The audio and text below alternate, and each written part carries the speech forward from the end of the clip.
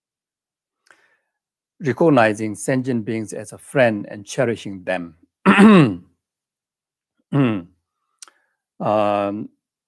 This heading is the division heading came from the training in the true awakening mind, the extraordinary thought. For that, there are two: taking adverse condition on the path to enlightenment, means of training in a conventional awakening mind. So to that, then there are two: A, recognizing your own self as an enemy, the self-grasping attitude, and the second one is the B, recognizing sentient being as a friend and cherishing them. And this teaching, the very much heading came from the taking adverse condition onto the path to enlightenment, and which is the third of the seven thought transformation point. So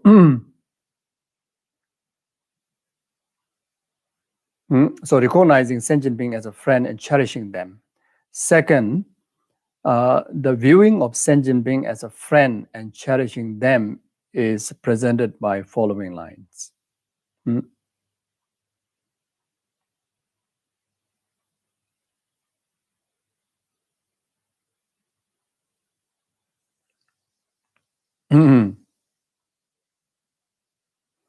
The purpose of training our mind to see all sentient beings as a friend is in order for us to generate the cherishing attitude of them, of their well-being.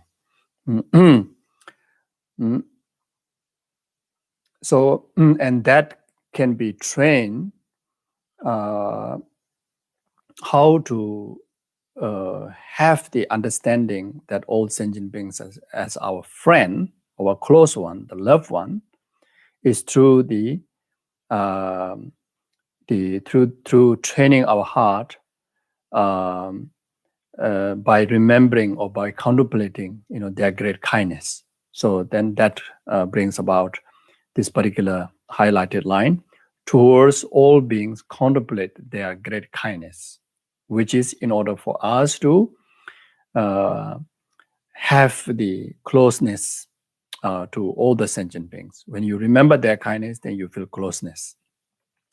The purpose of that is in order for us to change our selfish attitude, self-centered attitude into the cherishing attitude, well-being of the rest of the numberless sentient beings. So now this Gadamba Great Master Shabova calls this practice the spiritual practice of carrying the flesh and carrying the blood. It is called the practice of accepting all ill omens as charms. So the Shabova regarded, so this is spiritual practice of recognizing all sentient beings as your friend and cherishing them, or transforming our self-centered attitude into cherishing attitude of well-being of all sentient beings, is called as a practice of carrying flesh and carrying the blood. It's very much meaning the yakshas, the harm givers, the maras, the any form of harm givers, even those who eat your flesh, drink your blood. They are still, instead of regarding as an enemy, as a harm giver, rather regarding them as one of the closest, cherishable being, like as a guru, etc. As a source of your purifications of these contaminated aggregates, the samsara, and who cause you to eliminate the root cause of this contaminated aggregates is the delusion, the ignorant grasping. By eliminating that, this harm giver, in fact, cause you instead of harm, is causing you to actualize the main direct cause of full enlightenment, which is the altruism, the cherishing altruistic attitude, the well-being of all sentient being. So therefore, it is called the practice of accepting ill omens as a charm. So here, one deliberately. So how this practice? How this practice is practiced? Here, one deliberately focus on the perpetrators of harms and cultivate loving kindness and compassion, and then train in giving and taking. So first, you understood those beings that who are harming you, or in particularly chosen whoever bring inconvenience to you. In this practice, in this training, specifically, the object of practice is the perpetrators, the harm givers. It could be in the human, like those who harm you, those who abuse you, those who offended you, whatever, bring inconvenience in your life, and also those who believe in spirit and you felt that there's a spirit harm, and those who get harmed by animals like poisonous snakes, etc., or ancestors, if there's any kind of debtors that you felt that it causing inconvenience to you, harm to you. So you specifically, you visualize them. You specifically choose them as an object of generating loving kindness and compassion, and train your mind from this impartial attitude towards them, or disliking attitude towards them, in order to transform that. You train your mind in the practice of tonglen, in the practice of taking and giving. So first understand why they are harming you. They are not willingly harming you. They are under the control of delusion. So you reasonalize in order to convince that they are object of your benefit, not object of retaliation. So in order to do that, you have to reasonalize. They are under control of the past karma. That karma is created by the delusion, and the root cause is the ignorant. Because of that, they are committing even more negative karma by causing harm to me. So therefore, in the position of myself, meeting the Dharma, meeting the Lojong teaching, it is my full responsibility to help this harm giver and liberate them from committing more karma, as well as contributing the conditional causes by giving dedication of merit, by giving the frequency of compassion, frequency of loving kindness, and cause that as a condition for this harm giver to ripen their past any virtuous imprint that they have, or at least ripen their fundamental dharmakaya or Buddha nature, and liberate themselves from oceans of samsara. So then taking all those sufferings and delusions and karma, everything, when you inhale and you take on to the self-grasping attitude, again by giving reasoning that the fundamental reason is the self-grasping attitude. Because of the self-grasping attitude that I possess, I have harm, similar harm caused to this harm giver in the past, many past lifetimes. Because the result only comes committing the right cause. So the harm that this person is giving to me, or this spirit is giving to me, is exactly the harm that I have caused to this person in his or her continuing in the past. So therefore, that negative karma, the fundamental cause of this harm that you're receiving, is in fact is your own self-grasping attitude, self-grasping ignorance, the delusions, you see. So for that reason, and it is absolutely right, absolutely correct, and most beneficial for you to take, all the negativities of the harm giver onto the self-grasping attitude for the benefit of both's enlightenment, both's liberation. So like that. So this is how you train or you bring benefit through loving kindness, compassion, or through tonglen to the perpetrators. So first, the meditation on loving kindness. So how to meditate on loving kindness? As follow: reflect, these human and non-humans who perpetrate harms against me have been related to me so many times as my parent, as a sibling, as a friend. These are logical reasons, beside the reason that I've just gave before. The frequency of which is greater than the quantity of kalasita nuts required to cover the face of the earth. So the kalasita nuts, is an example. If you needed to fill the entire face of earth, is filled, there will be numberless, isn't it? Yeah, it's very much like the number of, there's some text they give an example of the sand grain of the Ganges river, like Gyaltsen Lama Sobrimji give example of the number of sands of the Pacific Ocean, like that. So the number of time that this harm giver has been your parent, your guru, your sibling, your friend or your benefactor, whatever, much more number, countless much more number than the countless number that it's cover the entire earth by kalasita nuts.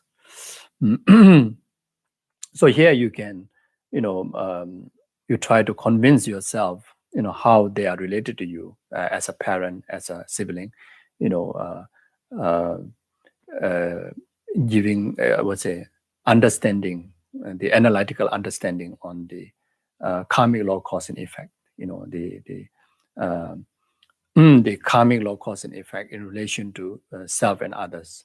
Karmic law, cause and effect in relation to your past continuums and your future continuums. So when you relate to your karmic, cause and effect towards the past continuum, there are numberless times, due to the karma that we have taken, rebirth as a human, rebirth as an animal, etc. Numberless times. So it's easy. So even though there are many types of birth, but then one of the birth is the womb birth. So each time we take womb birth, we have to rely on a mother. You see. So and that womb birth, the one's own continuum have taken in the past is numberless. So therefore, that numberless times of rebirth that we have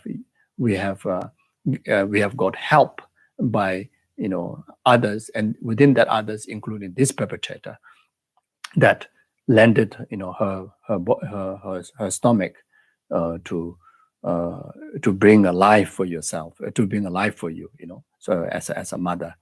So use the karmic understanding, then karmic understanding in relation to reincarnation. So when you use the karmic understanding, then reincarnation, the existence of reincarnation is valid, that you can come to a conclusion it is valid. The numberless rebirth also actualize as a valid in your understanding.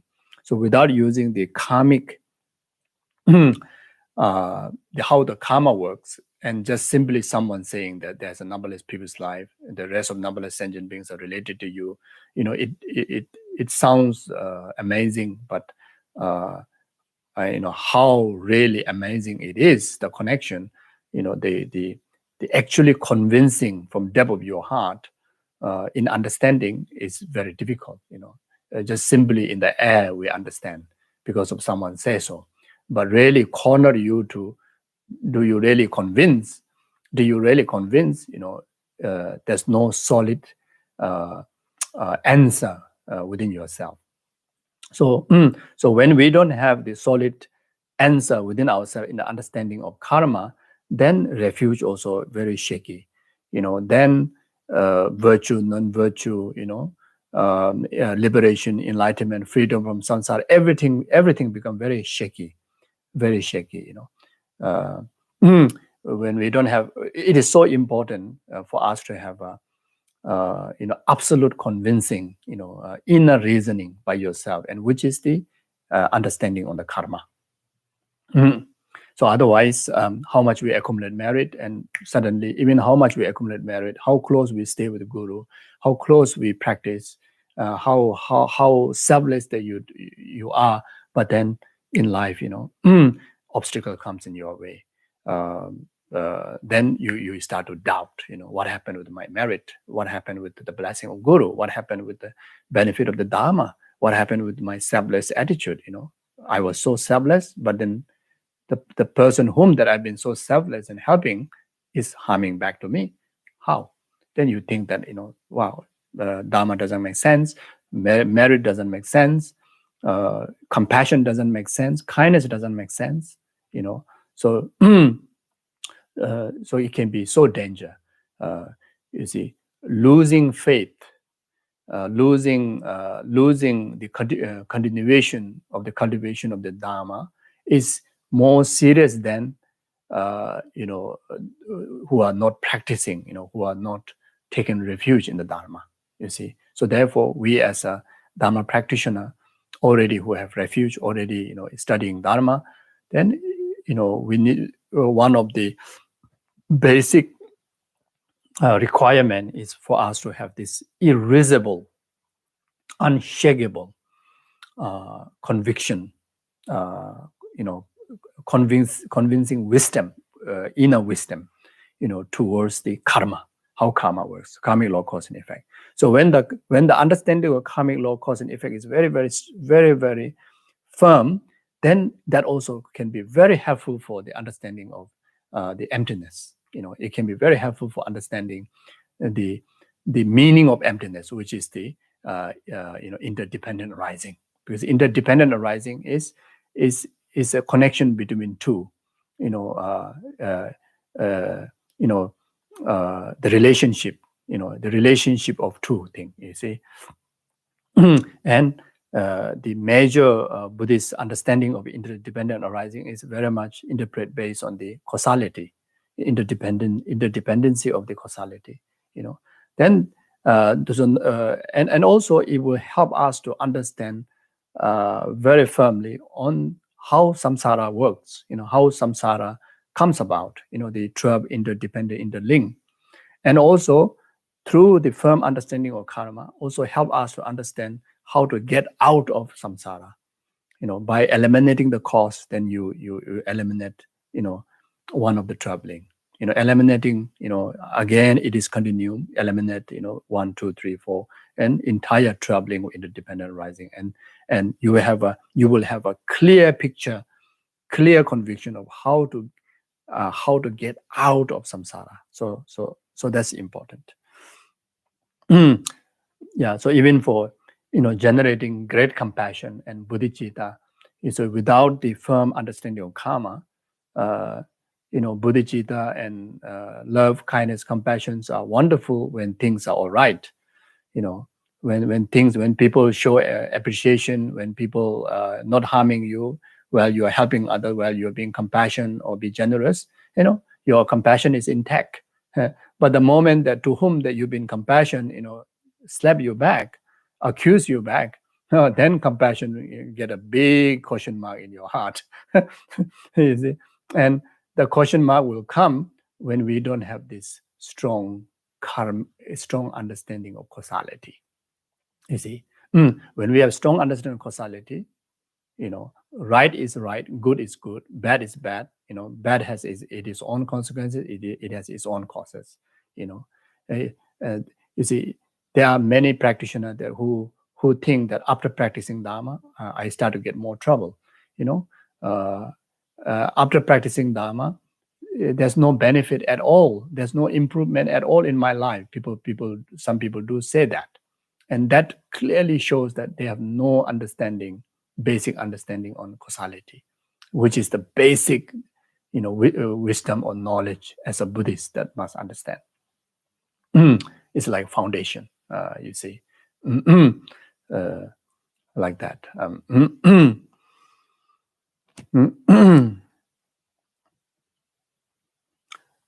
So I will continue to read. So they have constantly looked at me with eyes of love, such as this perpetrator.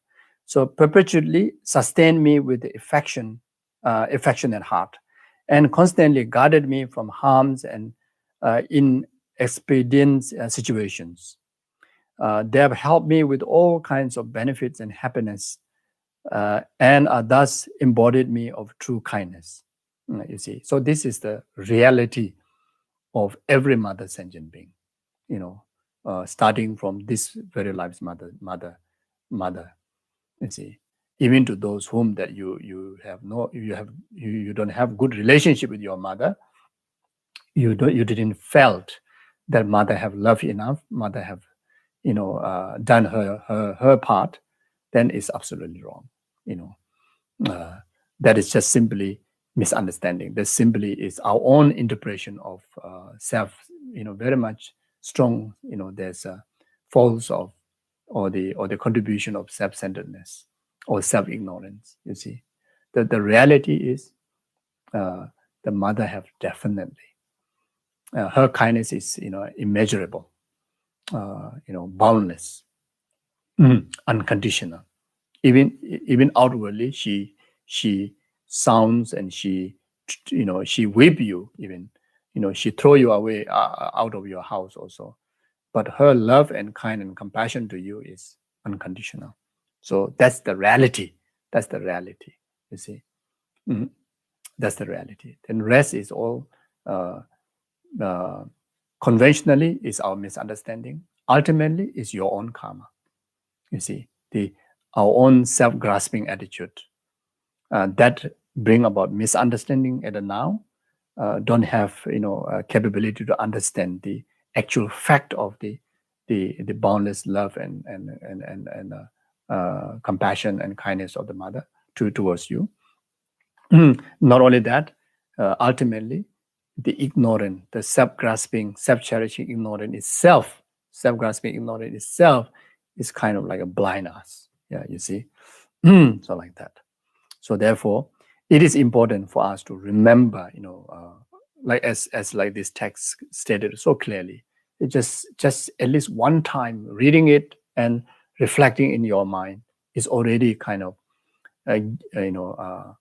lit one small light in the darkness, and that light, is one of very powerful strength to see better when you have another gradual light comes in the wisdom of light comes in your mind. Okay. So reflecting thus, develop deep and earnest empathy and feel as though were you able to place them deep within your heart. So that kind of sincerity, you would still not be content. You would still not be content. So then view them as if they were pieces of your own heart, you see. So it has to make so intense. Just reflecting what I've mentioned before is not good enough, So view them as if they were pieces of your own heart, you see.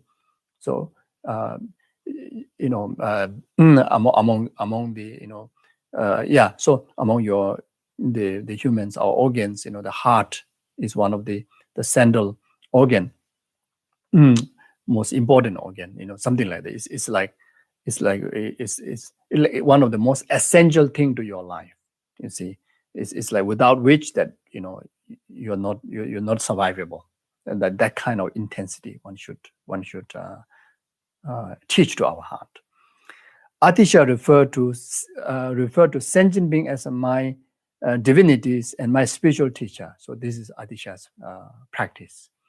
You see, so how much you respect to Buddha, you respect equal to the sentient beings. That comes together with the perpetrators.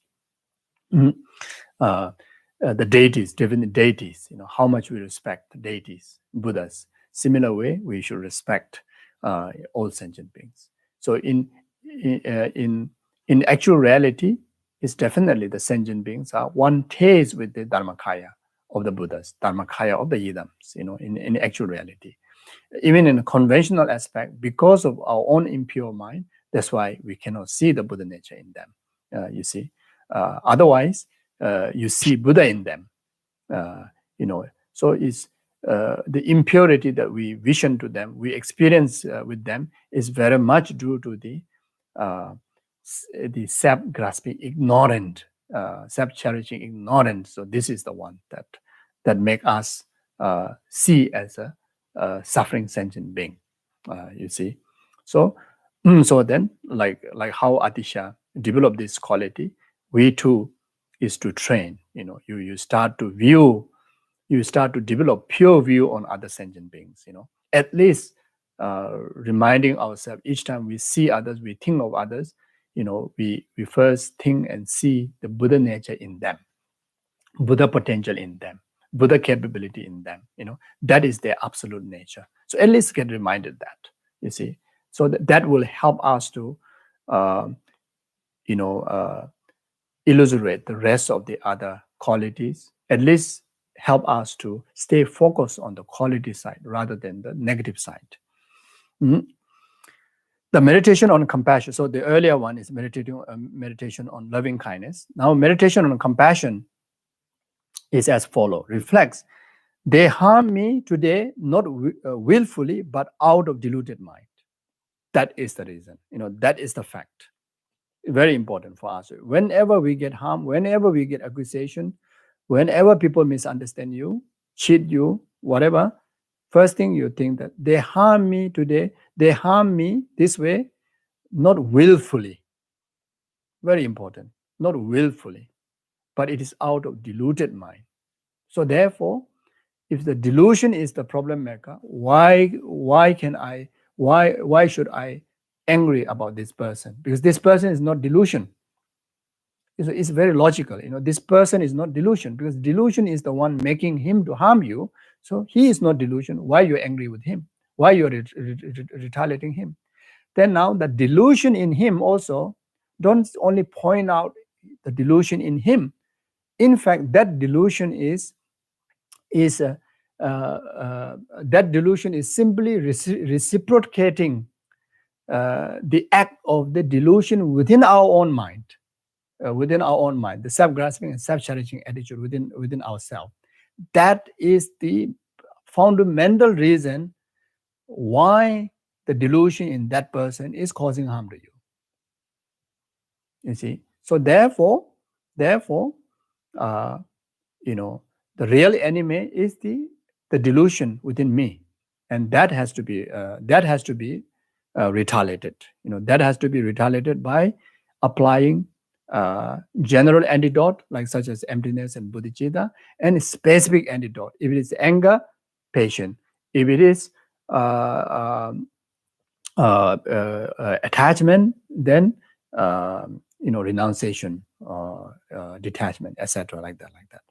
So we examine our mind, what kind of delusion is interpreting the harm of that person. Sometimes very, very sneaky, very strong grasping, that very much illustrating, mixed with attachment. You see, some of the delusions are interpreting the other's harm, in anger, in jealousy, in ego, in etc., etc. So in order to effectively purify, it is wise to apply the direct antidote. So each different delusion has its own direct antidotes. The general antidote is, of course, is beneficial. on top of the general antidote, then applying specific antidote is so beneficial. Like a general antidote to the flu. Then when you get flu, specific flu medicine, then it can be so helpful. Like vitamin C is a general antidote into flu, any flu type, isn't it? Then specific flu jab, flu medicine, then the flu can be eliminated very effectively. So like that. So I have pursued my own self-interest since beginningless time, without regard to negative karma. So this is how we accumulate negative karma: suffering or disrepute. I have thus accumulated afflictions and negative karma. So this is how we accumulate it. Everything started with the self-centered attitude, self-grasping, ignorant. You see, it's like no consideration at all. Accumulating negative karma, conducting negative karma. Arising. There's not even a single little effort to suppress or purify or try to overcome the delusion. Like that. So due to that, abundance of negative karmas we have accumulated, and that's why we are in samsara. Because of this, I have wandered in this infinite cyclic existence, embarrassing misery and misery as practices. Misery as practices, like that. In fact, we have other choice. In fact, we have other choice to other choice of freedom from misery, but not. The blame for all of this lies in the self-grasping attitude, self-grasping attitudes, or self-grasping ignorant, or in another word, the substantial what do you call the apprehending self substantially existent, apprehending I, me, self inherently existent, substantially existent. So that is the self-grasping attitude.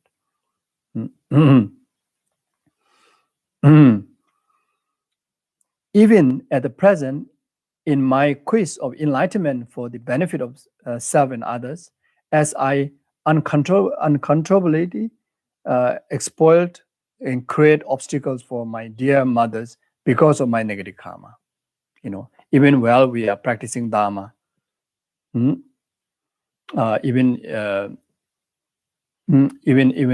while we are pursuing enlightenment. Yeah, this is very obvious, isn't it? There's so much trouble in Dharma centers, so much trouble in the Dharma, families, among Dharma, among Dharma organizations or Dharma people. It's very obvious, isn't it? Even though I openly say, I see our minds are so close up. You see, we chant, oh, numberless mother sentient being, but then the 4 or 5 people around you, we cannot handle them. It's very sad, very sad. Very rigid, very close up mind. But what we chant, bodhicitta prayer, Om Mani Padme Hum. What we meditate, so it shows that we are not meditating correctly, not meditating properly. We meditate on great compassion, but when it comes to actual handling of people, we are so narrow-minded. You see, there's no openness, there's no easiness. You see, no question about those who have not met Dharma. Even we met Dharma, even we pursue enlightenment, we uncontrollably exploit and create obstacle for our dear mother sentient being.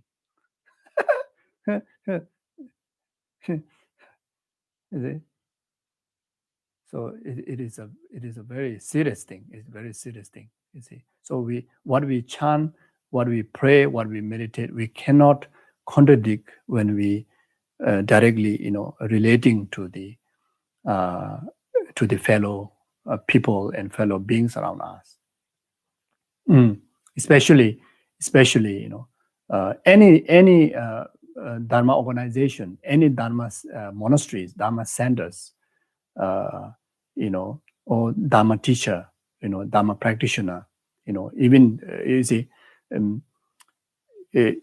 see, we try to have as many people as possible. We try to benefit as many people as possible. We try to give room to as many people as possible. We have to accumulate as many people as possible. When we talk about Dharma, we have to let as many people as possible. We cannot think for only just our people, my people, my friends, my family, my members. So this is a very worldly way. This is a very worldly way. A lot of segregations. It's very sad. Very sad. Very sad. Sometimes people come for Dharma teachings.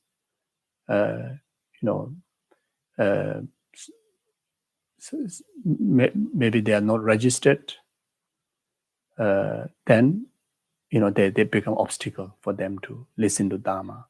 Or maybe because of they are not member, then there is obstacle for them to relate to that, that particular practice of Buddha or places, for them to cultivate like that, So, so it's so you see, especially Dharma teachers, Dharma centers or Dharma monastery, the leaders, the leaders, really the main quality of the leader, in particular in the Mahayanic Dharma societies, really the theme of the main motivation is numberless sentient beings, to benefit numberless sentient beings. So you see, so we cannot be contented. I believe this is just my thinking. According to the teaching, it's not contented with just few number of people. We are contented. When we talk about benefiting other sentient beings, we cannot be contented. We have to be as greedy as possible in bringing benefit as many numbers as possible. It's almost like the house is bursting or full of people. You see, we have to put a lot of effort to let as many people to know as possible. Because it's so precious, the Dharma. Because even one moment of that one individual's just to hear Om Mani Padme Hum is far more greater benefit to that person than giving entire universe dollar, entire universe jewels. You see, just able to introduce Om Mani Padme Hum to one person, or even one cat or one dog. You see,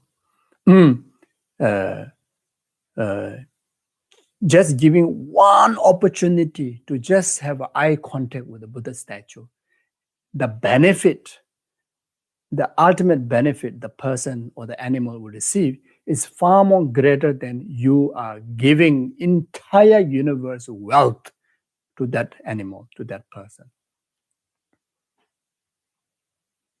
So we have to be, maybe not right to use this word greedy, but you understand what I'm trying to say. We have to be as greedy as possible to have as many holy objects as possible, as a big center as possible, as a big hall as possible, as a big statue as possible. As many number of people who relate to Dharma as possible, like members, students, practitioners. Even one person that who accidentally, encounter to any form of Dharma, just to see the statue, just to hear the one word, just to be around the mandala, you see, is numberless times, more precious than numberless times of your own, life, you see. So this is the Mayanic way. We cannot be contented. We have 5 people, enough. Enough. You see. So it's so contradicting, isn't it? We chant numberless sentient being, bodhicitta prayer, but 5 people enough. How can be enough? The numberless sentient being out there, not meeting Dharma, not hearing Dharma, not get chance to see the holy object, not get chance to go around stupa, not get chance to at least have a karmic connection with the practitioner, at least one practitioner.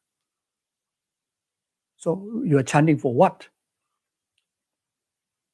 You see, if you have no opportunity to physically relate to other, then yes, the first, yes, just at least through chanting, through prayer, the actual purpose of aspiration is for us to be able to engage in the actual action. Even in the bodhicitta practice, why we take aspirational bodhisattva vow first? It's not just to have the aspirational bodhisattva vow, the main purpose is to have a direct cause to able to actualize the engaging bodhisattva practice, isn't it? So like that. That's why they say, otherwise, we become obstacle to our mother sentient beings while pursuing enlightenment. We become obstacle, to block their opportunity to meet the condition that which will cause them to enlightenment. Maybe in that very moment, you never know. Maybe that person just waiting, that dog is just waiting, that cat is just, that ant is just waiting to encounter one single condition to ripen the entire accumulation of past meritorious deeds, meritorious karma, to actualize enlightenment within this very lifetime. You see. So, you see, so more than that, we relate to people who come near to Dharma with a black face, with the wrong speech, not welcoming attitude. Unbelievable serious, unbelievable serious. It's heartbreaking serious. And especially the in charge people, who are in charge, and the seniors, those who've been practicing a long time. In bodhicitta practice, we have to be so mindful, to be, we have to be so attractive. We have to be so charming. We have to be so charming when we talk to people, when we the face expression to people, when we relate anything to them, that it just touch their heart, to let them to ripen their karma, to dedicate their life, relating their life in the practice of the Dharma.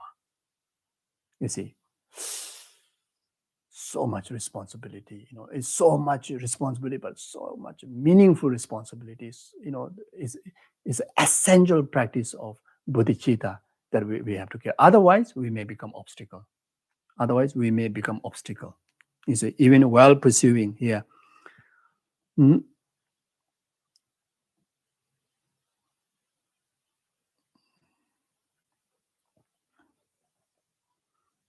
I am causing obstacle to the happiness of all sentient beings.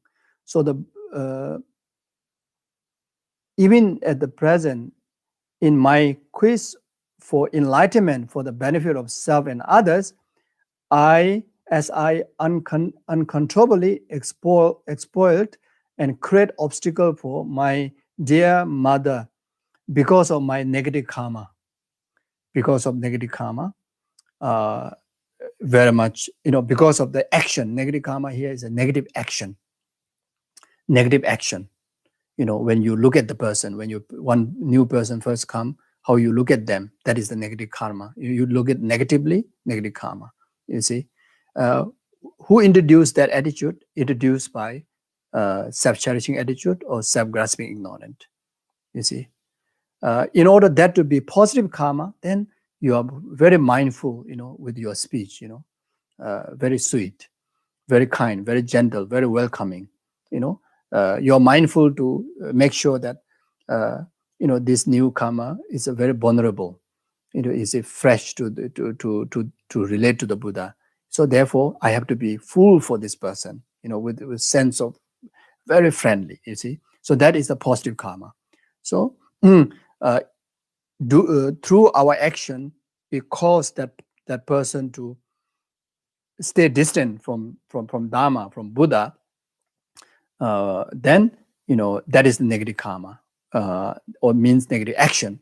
That is the result of due to the grasping ignorance. I'm causing obstacle to the happiness of all sentient beings. In that way, you are causing harm to all sentient beings. So there are many ways of interpreting it. This person, just because of your, one skillful gesture, condition this person to ripen interest in, bodhicitta, and that this person practice bodhicitta seriously, numberless sentient being benefits. Even for one moment, generating bodhicitta in that person, numberless sentient being benefits. But because of my action, my negative karmic action,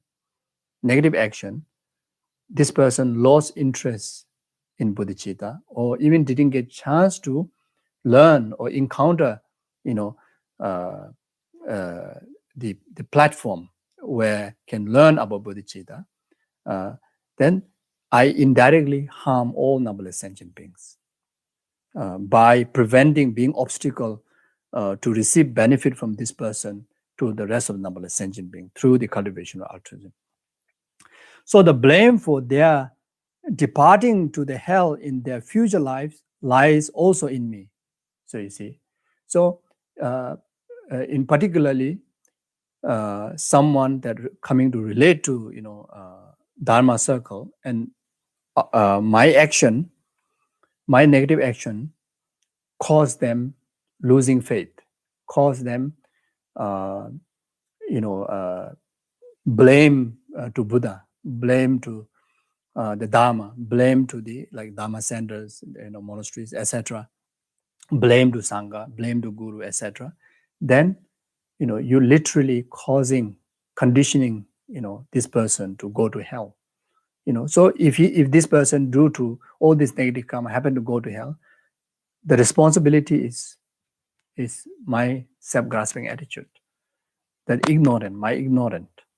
my self-centered mind and my self-grasping attitude is the main cause for that, main cause for his hell. So this is more said indeed, absolutely, isn't it? So cultivate compassion as intense as a spark of fire on your bare flesh.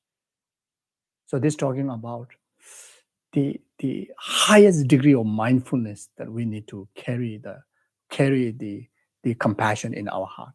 Highest degree of mindfulness. Yeah, many do have compassion, but there's no mindfulness. That's why compassion is always sleeping, resting, sleeping. So when we may be doing a lot of sadhana, we may be meditating so much, we know a lot, but then when we are directly meeting with somebody, we lose our coolness, or we don't remember how to represent the Buddhas, represent the Guru, represent the Bodhisattva to this particular dog, this particular cat, this particular person, or maybe who's coming across to our Dharma mandala, is because of our compassion is sleeping. The mindfulness is not there. The compassion is not illustrating in mindfulness. You see, so in order to have that mindfulness, in order to be successfully deliver the purpose of the compassion to, altruistic compassion to sentient being, even for one, it has to be as alert as like a fire on your bare flesh. Fire on bare flesh. Noticing of fire on bare flesh. Even how many other distractions out there, you won't miss paying attention to the fire on the bare flesh, isn't it? So that much. So in this manner, so okay, Yeah, so this is talking is easy. So now how to develop, that intensity? So we need to meditate. So we need to intensify to our gross mind to the subconscious mind, until that it become spontaneous. The spontaneous of the compassion is the full mindfulness compassion, full mindfulness in the compassion, which is the spontaneous compassion. And that is very much the compassion in realization. We call you have realized the compassion means you have actualized the spontaneous compassion. You see, full mind, full of compassion. You see. So in order to get to that point, we need to do serious analytical meditation first. Then after that, absorption meditation on compassion. And these two are the two to develop the spontaneous compassion. So just analytical, not good enough. Without analytical, just simply focusing on that, the intensity is not there. So in this manner, cultivate loving kindness and compassion, focus especially on the perpetrator of harm. So if you cultivate loving kindness and compassion in the manner, because non-humans have some karmically acquired clairvoyance, the moment you recognize them as your mother, they will recognize you as their child and their children. So is one of the best way to, cleanse spirit harms, especially any harm to do with the living being, but the non-human, non-physical, those energy, caused by living non-physical living being, like a spirit. The best way to overcome that is to generate compassion. And this have been illustrated very clearly and very often by His Holiness the Dalai Lama. So in the past, in Dharamsala, there's one old mother, there's one old woman who felt that she is, harming by spirit, and requested His Holiness Dalai Lama to chase the spirit, to help her. So His Holiness says, His Holiness, showing the manifest, His Holiness manifesting, saying that I don't know how to do all these that pujas, I don't know all this and that, but still I can come and do something. So when he went to this old lady, and he meditated on compassion to the harm giver, the spirit. So then after that, His Holiness returned back to his residence, and next day His Holiness was informed that this lady was recovered, kind of like unchained by the spirit. So like that, you see. So many great masters, they always use, even to help someone to release the bondage of the harm by the spirit. One of the main theme of the puja or practices, whatever they do, outwardly, the ritual-wise, whatever they do, the main power comes from generation of compassion to the sick person as well as the harm giver. So this is how they help. So you see, so in our life, if we face someone who is going through spirit harm, we don't have to wait for someone to come and help. You can help this person by generating compassion to the spirit. And the thing is, the formless spirits, they have clairvoyance. They have a clairvoyance to see through what people are thinking. You see, so when you cherish them, they realize you are cherishing their well-being. And they are also living being who has sensitivity. They understood that, and they release, causing harm to someone who is generating compassion to them. Even in one individual, our case, sometime, due to lower energy, lower spirit, our own spirit, then the external, the non-human spirit, sometimes, it come and cause obstacles. And sometimes our mind become unstable, sometimes, without any medical complication, but then physically, mentally, we are degenerating,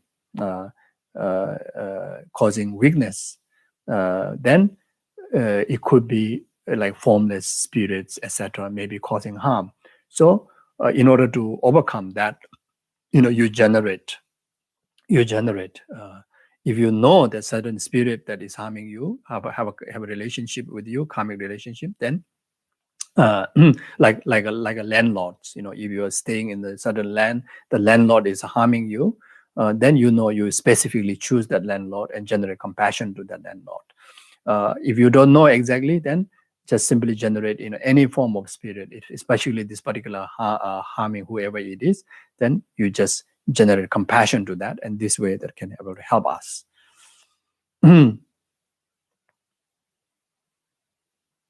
When this mother-child attitude emerge, how can they perpetrate harm? Yeah, so like that. So it is a law of nature that when I relate to someone as my mother, she will in turn relate to me as her child. So this is how it works, that you can see from not only from human, even from animals. The mother-child relationship. It is a natural law, you see, and in our human realm, even someone regard you as a child, and you regard you, as, even you are regarded by someone's child, but then you harm the person, and that is very much a play of the delusion, not by nature. By nature it's not like that. Our nature is very much dominated by the delusional mind, and the delusion mind is making you to act negatively towards someone is treating you as a child.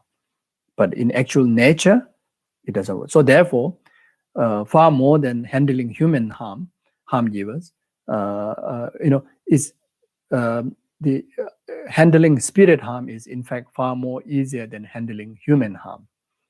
You see, the spirit harms are because of they have this clairvoyant. They have the moment you generate compassion, they understand you. The human, won't understand.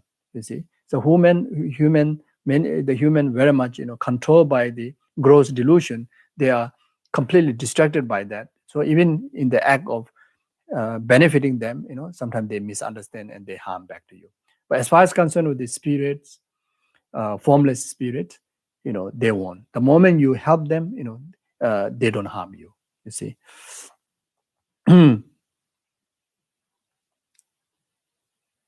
So this alone can alleviate your suffering. You see. So this is how we help ourselves and help others to overcome the spirit harms like that.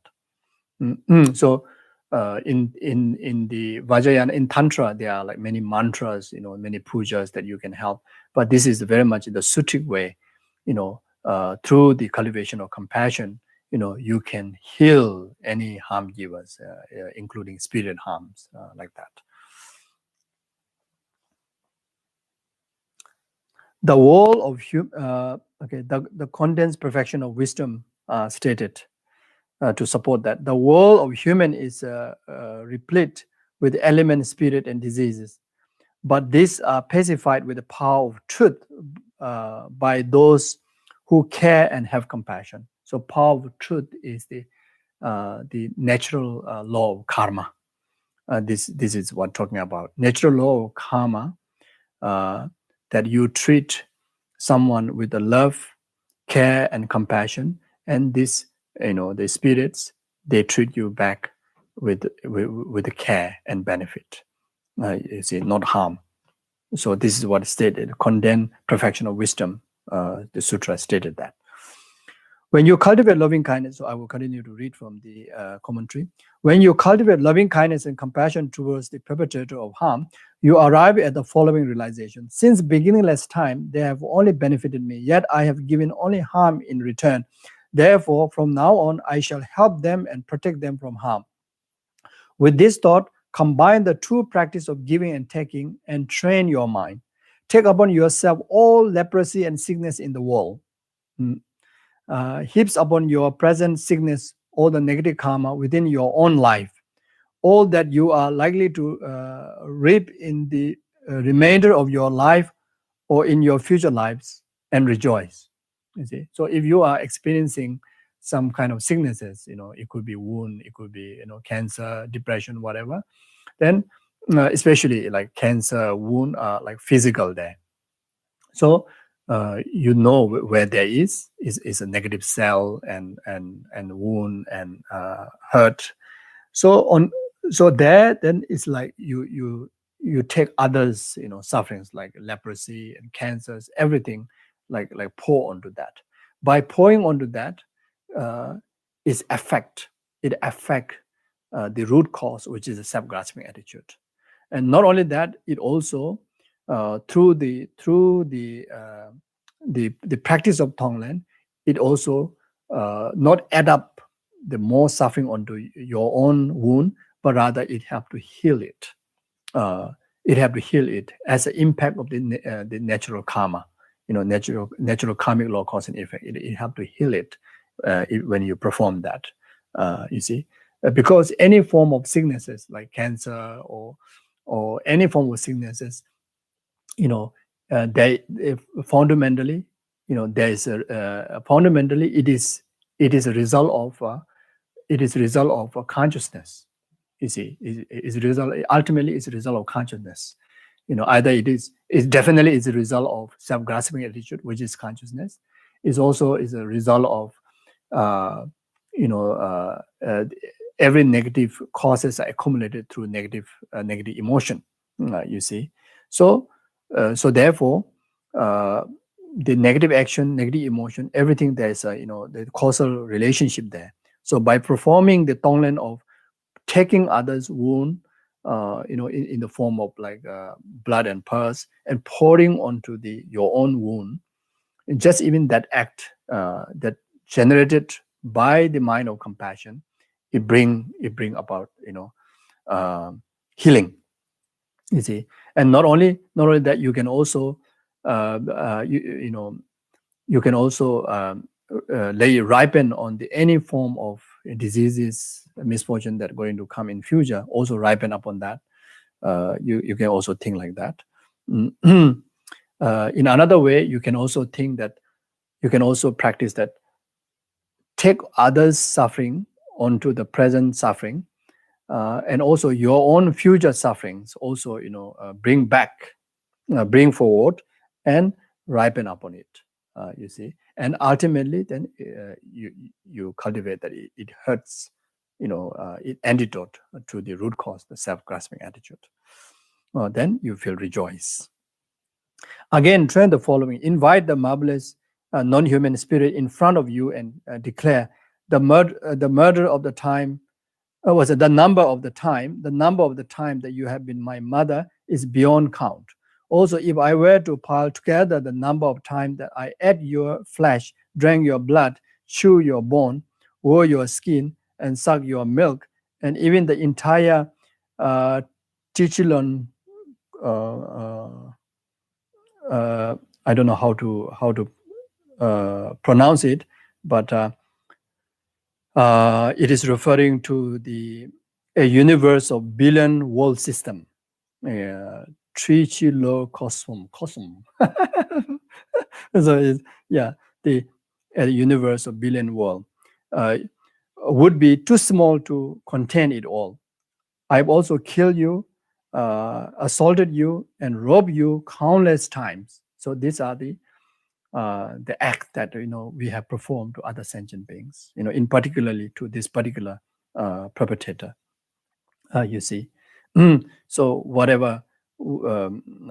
Yeah. Mm.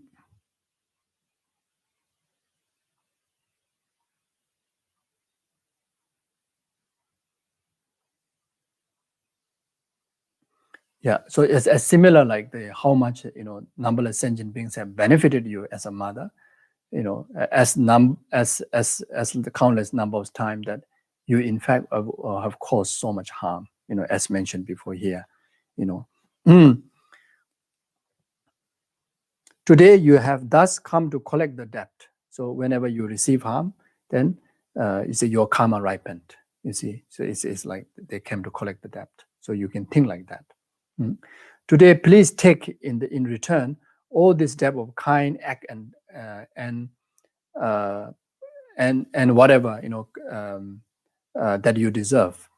So it is appropriate that you owe. It is appropriate that you owe me, for you have been most kind indeed. You should think like that. Reflecting thus, declare, devour my flesh if you like flesh, drink my blood if you like blood, chew my bone if you like bones, peel away my skin and wear it if you like skin, eat me raw if you are in haste, eat me cook if you are not in haste. So these are the very, very powerful practice to purify the attachment, grasping, ignorance towards self and towards the basis of one's basis of self, the aggregates, in particularly the most attached, most grasp. The basis of the self is the physical aggregates, the most attached, where we accumulate the most negative karma in relation to that. So in order to purify that, and these mind trainings are the mind training meditations are helpful, so beneficial, so effective.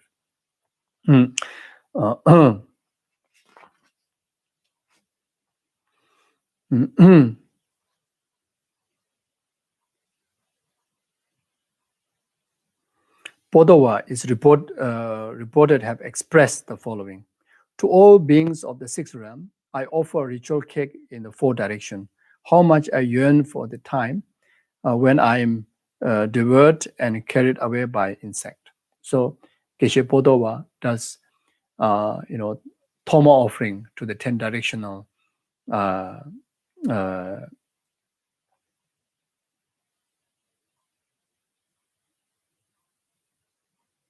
so here it says four directional. I offer ritual cake in the four directions. So you invite the elemental, like spirits or any, to come and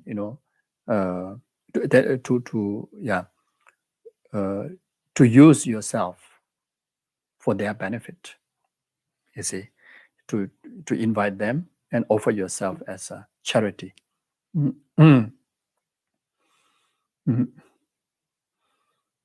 So, of course, overall, your life, your entirety of your being, you offer in the service of numberless sixth realm sentient beings, and specifically, you invite, those beings that who want to eat flesh, who want to drink blood. You even give the Toma offerings like that to invite them. And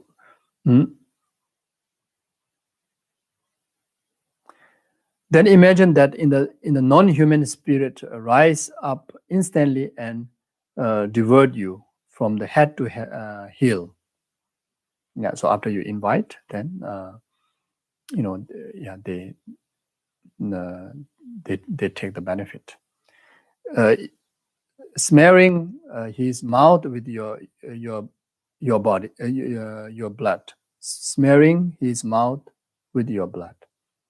His body full, his harmful intention disappeared, and he become endowed with altruistic thoughts.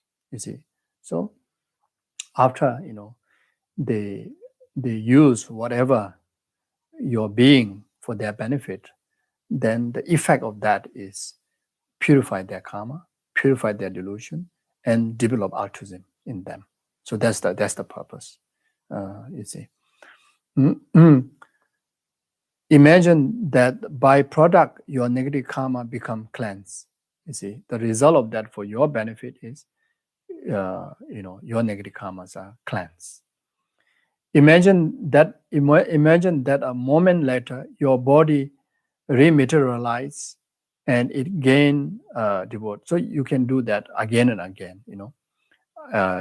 You visualize that your body, bones, blood, and flesh, accordingly, those yakshas have consumed, satisfied, and their karma purified, and they actualize altruism, and your karma purified, and again you visualize your body regain back, your body you regain back, then again do the same charity, same practice again and again.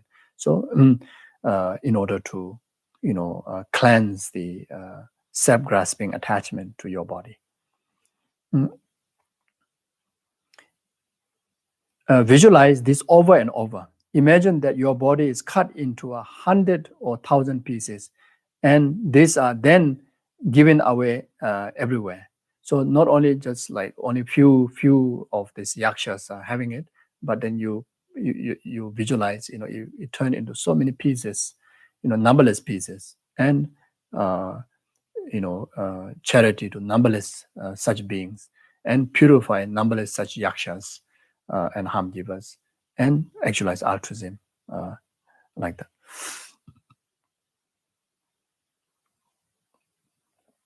In particular, share this body and mind in the place of special sensitivity, such as cemeteries. So such practices, such meditations, it can be even more beneficial if you do in some special places like a cemetery. Cemetery. Yeah, my late master Geshela when 26 over years of retreat, in particularly later about 10-15 years of retreat in the third cave, if you walk maybe 20 to maybe half an hour, then there's a cemetery. There's a cemetery. Some are cremation, some dead body buried under the rocks. Based on one of senior meditator who been meditating around there, who later become one of Geshela's disciple, Rinchen Wangchu. So he mentioned that Geshe Koncho, every night, middle of the night, he goes to the cemetery there and he do chur offering practice. So the chur offering is, of course, it's a tantric ritual using this big damaru, and there's a text, Danzin Sarju, to destroy, like very, like complete elimination of complete, effective elimination of self-grasping. Then Julius also making offerings of your body as a soul offering, and making charity. But basis all these practices, the compassion, like what explained here. And the main practice of that is to bring intense and very drastic and very intense, application of antidote to eradicate the attachment grasping to ourself, and in particularly the one of the main bases that we attach the most is the physical body. So through this visualization and through the intense visualization, intense repetition of there's a text there, so you recite the text like Geshela, they memorize, they know everything in our heart. Then you carry few implement that which also help to really withdraw this, draw the attention of the perpetrators, and in particular the spirits, yakshas, like the bone, kangling, the knee, the bone that you use for those church practitioner, the human bone, the leg one, from like that blow. Then damaru that wrapped with the animal skin. then and they have some other like meditation on belt, for them to not in case someone come and disturb, not to freak out, not to jump here and there. So there are a lot of things, and of course, most of all, the confidence in your practice. In many cases, those some of the wandering spirits, they literally appear. They literally communicate with. They literally appear, and the meditator's concentration is so good that you can literally see that your body is like totally away from you, out of you, and lay out there in a bit numberless pieces, bloody like that, and they are eating it, consuming it. Then at the end of that, they're fully satisfied. Then the result is exactly like this. They actualize altruistic mind. They liberate from the wall of the wandering spirit, and liberate these spirit beings to the next rebirth of a higher rebirth or pure land, etc. It depends on how powerful the practitioner's concentration and meditation ability and compassion. So like that. So they heard that Geshela, used to go almost every night, and he spent time there like 12, 1, 2 until 3 something, before the dawn. He spent time there. He do church practice, and we were even spotted. There's one particular in the clip of, there's small pathway, and there's a area that just one person can sit there. So Geshela usually sit there and do that. And Rinchen Wangju, many times have witnessed even the loudness of the church sound, from very far, that can hear. So like that. Geshela does a church offering very frequently, even in my notice, when I know him. Since then, he does a church many times like that. And of course, like Lama Yeshe, Lama Soparinpoche, and of course, church practice is one of very powerful practice that many does. So like that, you see. So those of us here, you are ready, you are capable. You have, but in order to do church, first also you need a church initiation and also the church teaching. So before you receive the church commentary, you need to have the initiation. Initiation first. Then after that, of course, you need to have a very clear understanding of all the compassionate attitude, how to go about, like according with this text. And basis on this, then of course in the preliminary teaching to the church, then you can cultivate all these practices. But at the moment, beginner like me and some of you, we practice this. We practice according with this text. This is very much training through our attitude. So until we are ready to get out there and utilize all the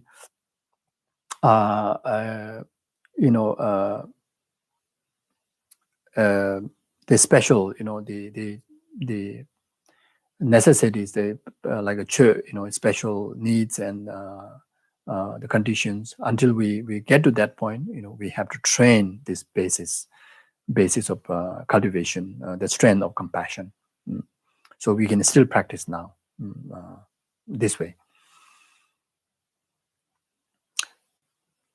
Then with the thought, this body of mine belong to him, undertake all virtuous practice for the non-human spirit's sake.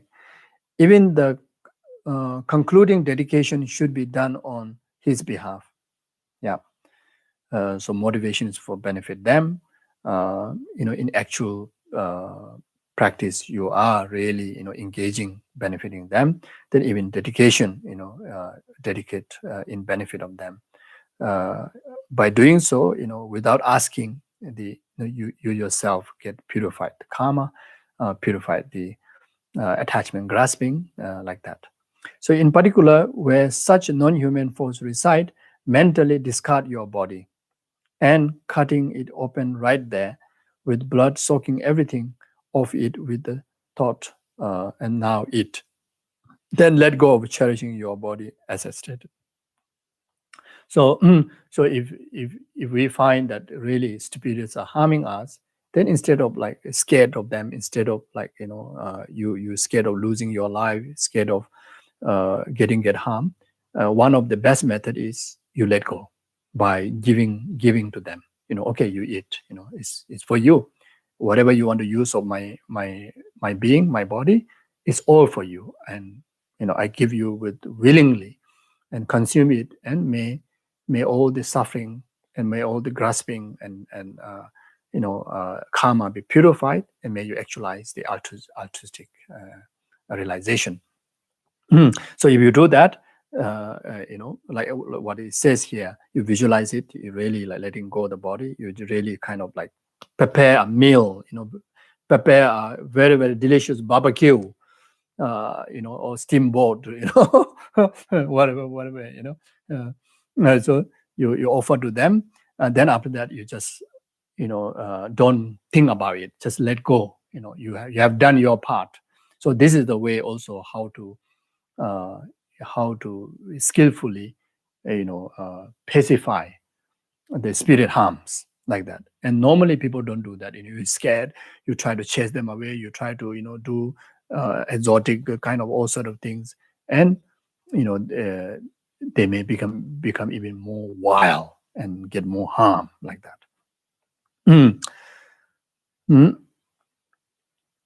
Then let go of cherishing your body, as I stated. I have already given this body to all beings to do with as they please.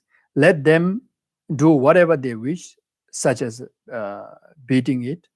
Why should I become concerned? See, so can think like that. It's not easy. We have to, in order for us to really feel that, yes, this is the way, we need to convince ourselves by giving reasoning, as I explained before. So this citation presents the practice of regarding sentient being as a friend and cherishing them. Thus, it is necessary to train your mind by distinguishing between the two classes, enemy and friend.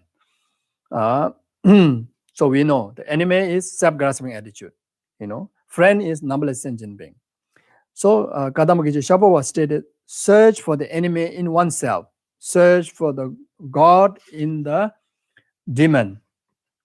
Search God in the demon. Okay, search enemy in oneself means search enemy, the self-grasping of within oneself, within one's own misunderstanding, the grasping attitude. That should be searched, and that should be found, and that should be eliminated. Search for God in the demon, meaning that whenever you see, whenever you think of the demon or harm givers, then first thing you recognize that they are Buddha nature, they are Buddha potential, they are not inborn as a demon.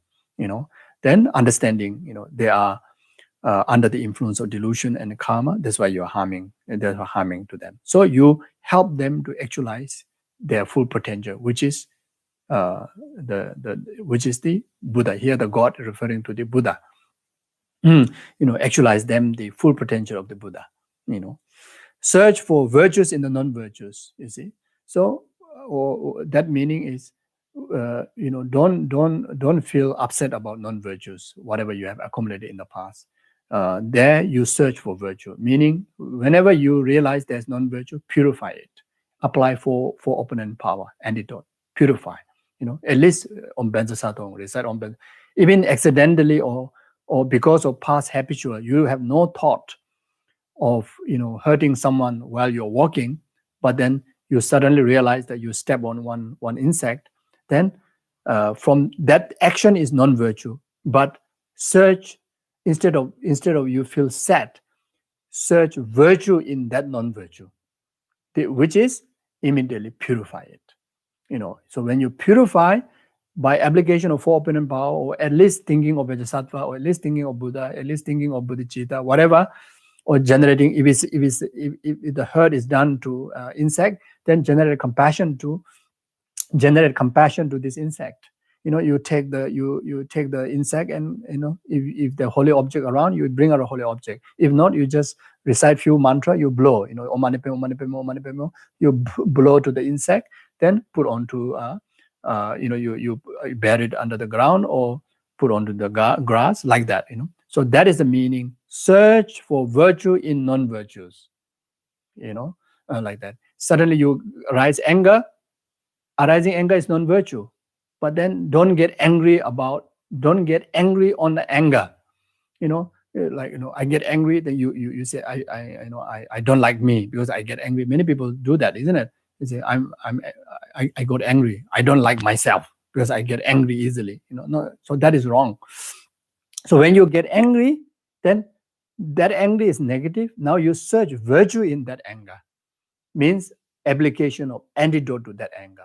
Okay, now you at least have some sense, then reflect on the disadvantage of anger and train your mind, be habitual in the practice of patience.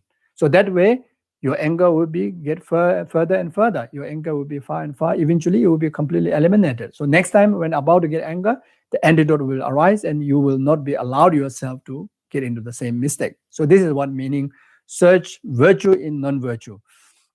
And search for happiness in suffering. So search in happiness in suffering. Whenever we suffer, if we engross into the suffering, it's a suffering of suffering. Intensify the suffering. Intensify the suffering, whether do with the mental suffering or physical suffering or environmental, the obstacles. You think over onto it, it bring more intense on the suffering. You see. So now look for happiness, meaning you take the suffering onto the path to enlightenment, as we discussed. Many different ways. Do Tonglen practice in relation to that suffering. You see, suddenly if I got flu, the last 2 days got flu. Now okay, so flu, I got flu, like feel so sick. Yes, very sick, but you think about it, get more sick. You get more sick. So rather you do Tonglen. There are so many people who are scared of coronavirus, something similar to flu. There are so many people suffering with flu and flu season and pollen season, etc., etc. So you just take all those things onto that flu that you already have. Maybe for some time you may have a more nose running, but wow, you feel so good. You feel so good, even though it's so inconvenient, but you feel so good. You feel so good. You feel so meaningful. How wonderful. You see how wonderful you got the flu, because you're able to, because of the flu, that you purify so much of negative karma. You're able to accumulate so much merit. You're able to relate benefit to so many sentient beings. You see, wow. So flu is really a blessing like that. You see, so similar way, because when we talk about happiness, you need to have a reason to feel happy. You see, otherwise just I want to be happy. It doesn't. The happiness doesn't come. You see, so the fulfillment. You do something good, something meaningful, or the fulfillment drive bliss, the nectar, the full rain of bliss. From the heart. From you see. So that also helps to heal the pain faster, and it really brings happiness. So that is the meaning. Search for happiness in suffering. So very, very powerful, very, very, very wonderful. You see, search for enemy in oneself, search for God in the demon, search for virtues in non-virtues, search for happiness in suffering. Wow. It's so yummy, so yummy. You see, after lunch, maybe around 3-4 o'clock, having a nice coffee with a nice dessert, yummy cake. All of you surely will enjoy, isn't it? Surely will like it, isn't it? Like that, This sounds like, wow. Like that. So this good to remember, good to chant. This is a very powerful recitation that we can do. It's the essence of the sadhana. So Geshe Thamba, Geshe Thamba 2 says, no matter what profound scripture I open, I find none that do not suggest that all faults are one's own, and that all higher qualities belong to brother and sister sentient beings. Wow, wow, wow, wow. Unbelievable, isn't it? Because of this, you must offer all gain and victory to others and accept all loss and defeat for yourself. Wow, wow, wow, wow. Like in the adverses. You see? Unbelievable, isn't it? Unbelievable. Unbelievable. I have found no other meaning than that. In any scripture, the essence, whatever angle is talking about, whatever way they're interpreting, whatever kind of form, like, in the form of puja, medicine Buddha puja, the essence is this. The Guru puja, the essence is this. Tara puja, the essence is this. Protector puja, the essence is this.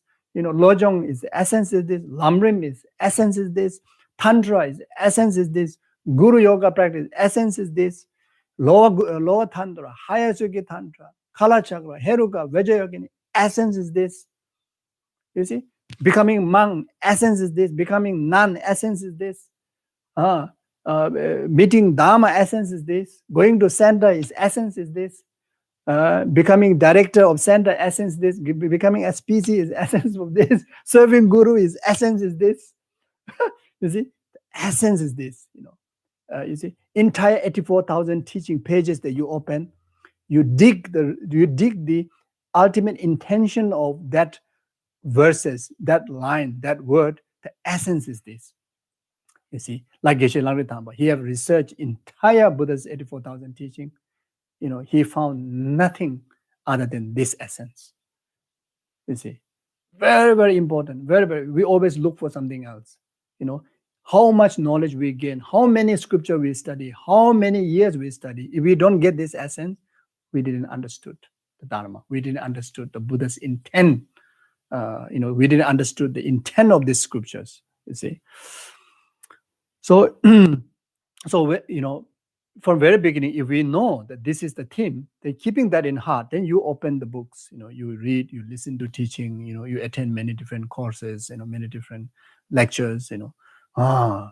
Then you have more, like tools to make possible of this essence as a realization in your continuum, spiritual development in your continuum, like that. Otherwise, it's like we are very much will go and search for, how, how to say, looking for, avoid the main body of the tree and looking for some, tiny branches or leaves or like that. You lose the essence like that. You see.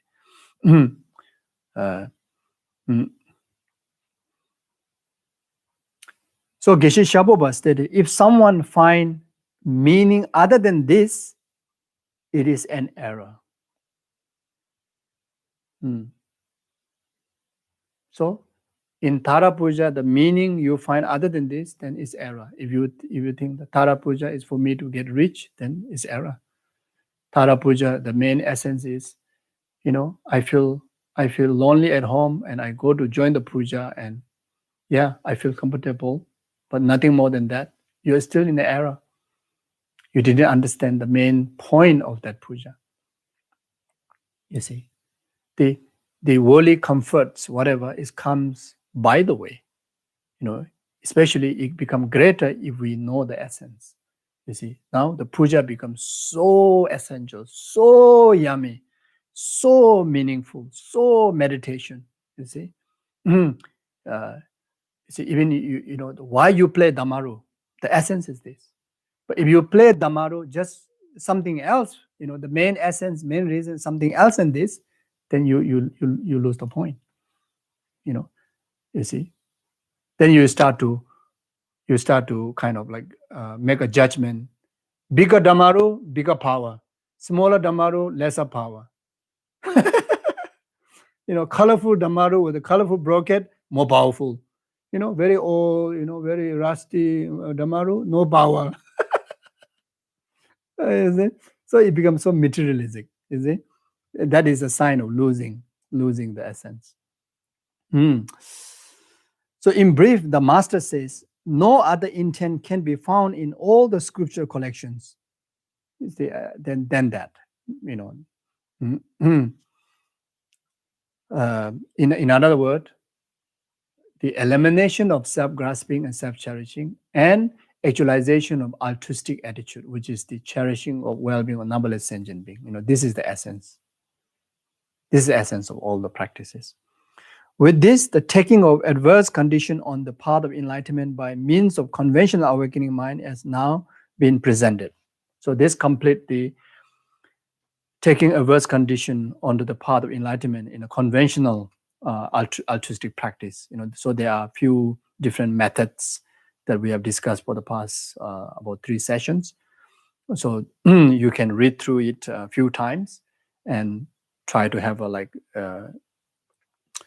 few short lines to remember what are they, and in particular today, very important for us to have a strong imprint of what is the essence of the entire Dharma. And not only that, like Geshe Langri-Tamba, Geshe Shaboba said, that if we understand other than the purpose of Dharma is other than the eradication of self-grasping and self-cherishing and actualization of the altruistic bodhicitta, then our practice, our understanding, our purpose, our motivation, our dedication, all are in error.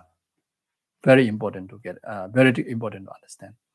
You see, so carrying this basic understanding, and we will never go wrong, in choosing guru,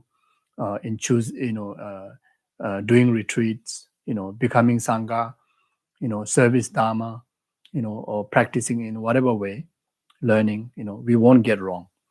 Otherwise, while learning dharma, there are so many mistakes comes. Even finding guru also comes, so many mistakes comes. Practicing tantra brings so many mistakes comes because of occurring of the error of the point. Okay, thank you very much. Thank you very, very, very much. Again, my apology, took more time. Yeah, so we dedicate. So this collective merit be a complete cause for the temporary happiness up to the ultimate happiness of numberless sentient beings.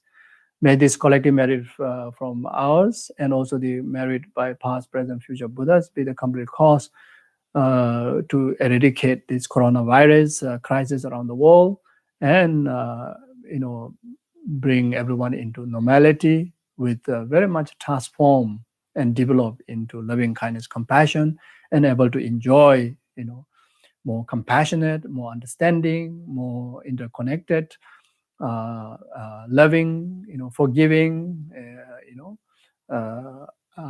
altruistic community of humans and of the living beings. And may this quality merit be complete cause for those who pass away, in particular in the last 49 days, for them to overcome this suffering or intermediate state and actualize higher rebirth and perfect Maya and Guru and actualize full enlightenment within that lifetime. May this quality merit be complete cause for all the good beings like His Holiness Dalai Lama, Jeje Lama Subrahmanyam, all your spiritual gurus, and each and every one of you, and each and every one of your family members and friends have a perfect health, a long life, success in all your aspirations, and actualize all your aspirations up to full enlightenment accordingly. May this collective merit be a complete cause for all the world leaders, the leader of the organizations, the leaders of the family, companies, and yourself who's leading your life, have compassion, have wisdom, loving kindness, understanding, so that everyone can able to enjoy peaceful life, happy, meaningful life. May this collective merit be complete cause for each and every one of us can able to practice, according with these amazing teachings, an example of Geshe Langri Tamba, Geshe Shabowa, Geshe Podowa, Geshe Se Chibu Chugi Janzen, Geshe Langri, Geshe Domtamba, Lama Adisha, like them. May we too able to practice perfectly and able to actualize full enlightenment within this very lifetime, like all these Gautama Great Masters have done by practicing these practices. Thank you very much. Yeah, so for coming week, please kindly, if you have time, please kindly read the section of taking adversity into path to enlightenment, in particularly training in the conventional altruistic attitude. Can read few rounds and try to do as intense meditations and practices as possible in our day-to-day life when we relate to others, beside the usual cultivation of meditation on emptiness and meditation on bodhicitta. Thank you very much. Take care. Take care. Have a meaningful days ahead and see you.